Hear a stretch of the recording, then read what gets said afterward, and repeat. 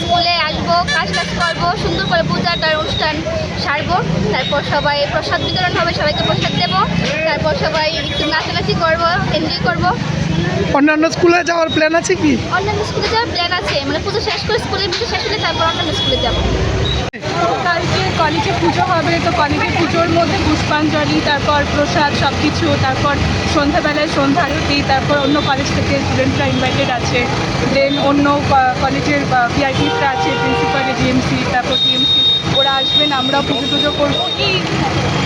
তবে তো ঝাড়খণ্ডে সব কাজ করুন, তারপর বালাটিকে স্কুলের সুন্দর দিকে নেব, তারপর মানে স্কুলে একটা বালা একটা অনুষ্ঠান নেবো, তারপর নাচানাচি, তারপর শেষ করবো। কালকে সারাদিন ঘোরাঘুরি থাকবে, কালকে পড়াটা একটু